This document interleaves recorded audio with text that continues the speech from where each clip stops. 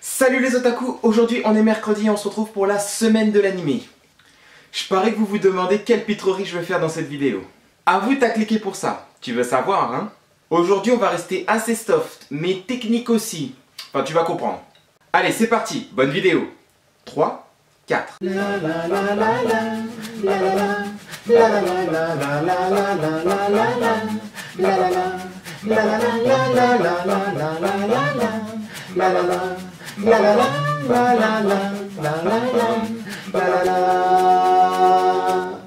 Avant de commencer, j'aimerais faire une ovation pour la bande son générale de ce manga, donc l'opening, l'ending et l'OST. Vraiment un grand bravo à tous les ingé-sons qui ont fait un travail exceptionnel. Vous l'avez sans doute deviné avec cette OST mémorable, ou peut-être avec le titre, tout simplement.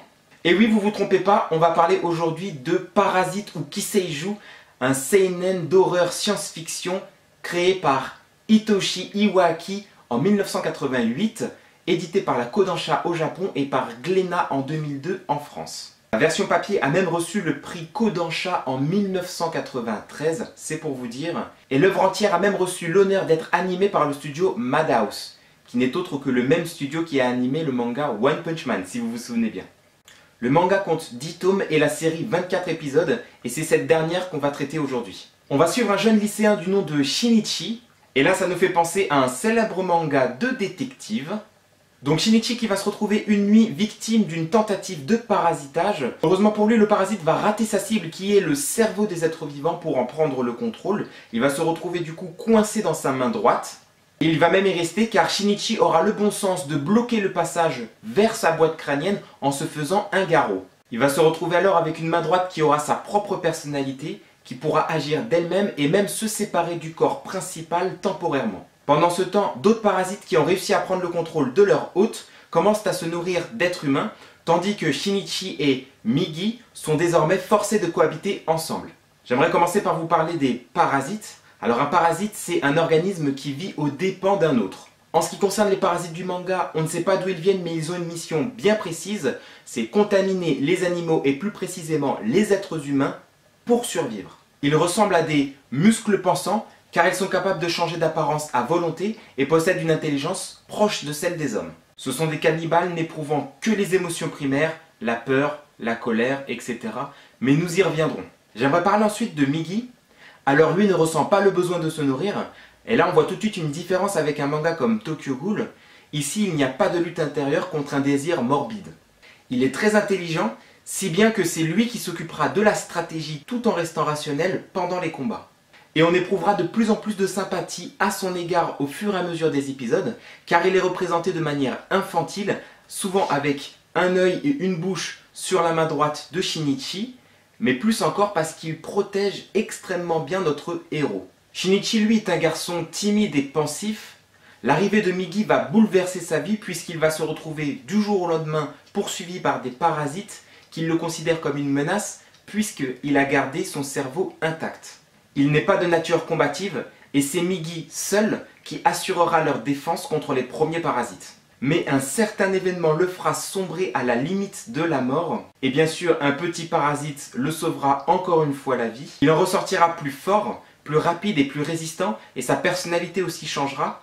Il se surprendra même à penser parfois comme un parasite. Qu'en est-il du lien Shinichi-Migi? Au départ, forcés de cohabiter l'un avec l'autre, leur relation va évoluer au fur et à mesure des affrontements auxquels ils devront faire face, l'un devant absolument compter sur l'autre pour survivre. Là où le mangaka nous surprend, c'est que Migi devient de plus en plus humain, il éprouve de la compassion pour les autres, alors que Shinichi devient de plus en plus froid envers les autres êtres vivants. Au-delà d'une amitié, c'est une véritable symbiose à laquelle on assiste. Au début séparés, leurs corps vont petit à petit fusionner et chacun s'occupera plus du sort de l'autre que de sa propre vie. Sans entrer dans les détails, c'est quand même un manga qui nous fait pas mal réfléchir. Par exemple, pour les parasites qui nous sont présentés comme des monstres sans cœur au début, on s'aperçoit finalement de la comparaison avec les êtres humains sur Terre. Cette idée sera même évoquée à la fin de la saison. En quoi les parasites font-ils plus de mal que les êtres humains? Et pour reprendre l'idée sur les émotions des parasites de tout à l'heure, on remarquera à plusieurs reprises que les parasites sont en réalité capables d'éprouver bien plus que seulement la peur et la colère, à commencer par Migi. Plus encore, un parasite femelle montrera aux hommes qu'elle est capable de ressentir l'instinct maternel au risque de se sacrifier pour un bébé qui n'est même pas de son espèce. Notre héros aussi rencontrera à un autre moment un meurtrier psychopathe humain qui n'hésite pas à tuer pour son propre plaisir.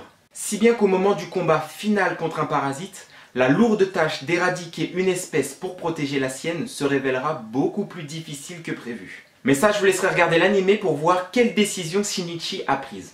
Tout ça pour nous faire réfléchir sur le rôle de l'homme sur Terre et sa fameuse place tout en haut de la chaîne alimentaire. Je pense que l'auteur nous incite à exprimer un respect pour cette Terre qui nous donne bien plus que nécessaire pour vivre. Voilà, j'espère que ça vous a plu. Je tenais vraiment à vous présenter cet animé qui a donné un vrai coup de fraîcheur au manga qui a quand même bientôt 30 ans. Ça nous a aussi permis de découvrir une petite perle du seinen. Si vous avez aimé, comme d'habitude, n'hésitez pas à me le faire savoir en cliquant sur le petit pouce bleu, à vous abonner si ce n'est pas encore fait. Dites-moi ce que vous pensez du manga Parasite dans les commentaires et nous on se retrouve pour une prochaine vidéo. Allez, salut! La la